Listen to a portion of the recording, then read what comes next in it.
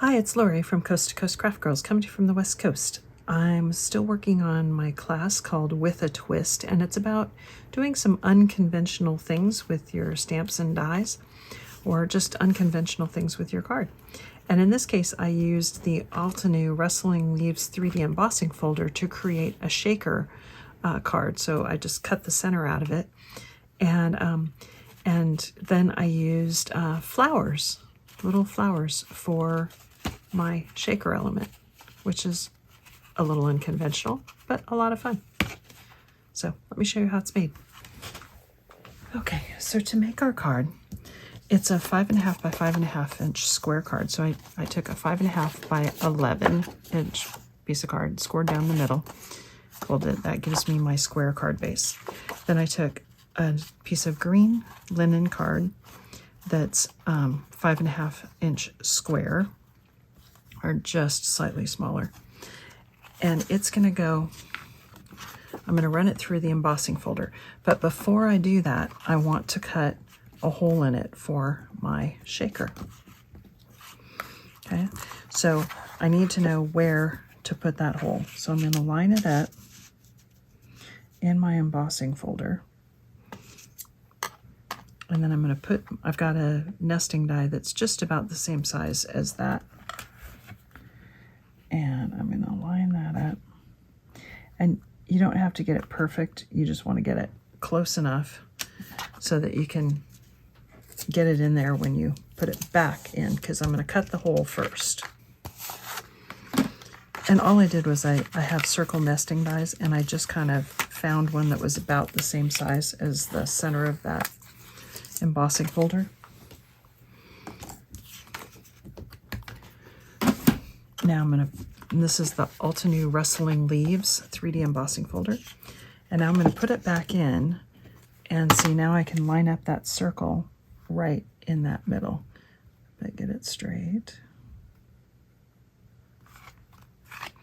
And then I'm going to run that through my machine.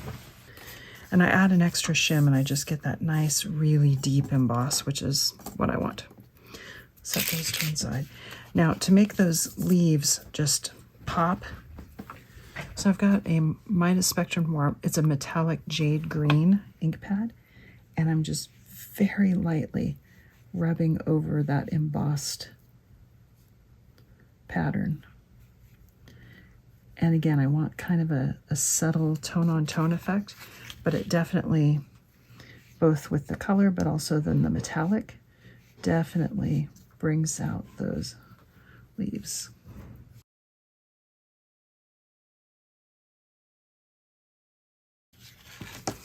And that's going to go on there, but I need a piece of acetate to go behind it.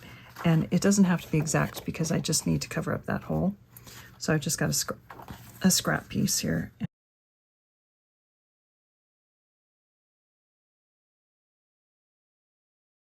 And there's my card. And then I'm going to raise that up, and then I'm going to put foam tape around here, and we'll put our shaker elements right in the middle. But for something, I want something other than just plain cardstock back there. So I've got just some plain cardstock that I'm going to glue on here, and it's just a scrap, and it's just to give me a little bit of a background behind my shaker window.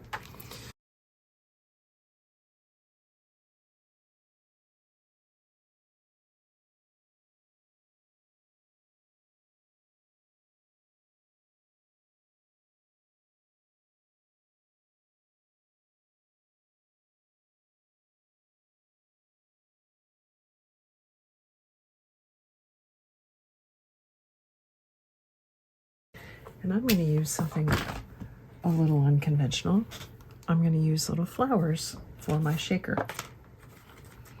So I've just got some little pink and white flowers. And these are just packaged flowers I bought in a package on I bought them at Michael's.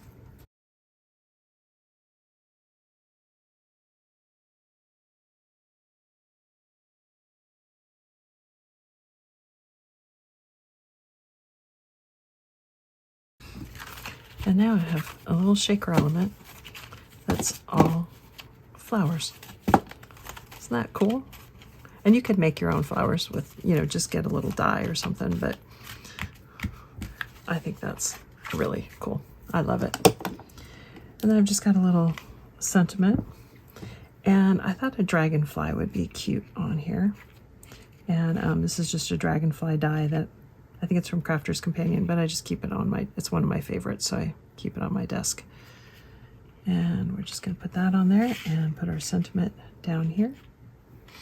And we'll be done. I'm gonna leave the wings up. I just glue down the body.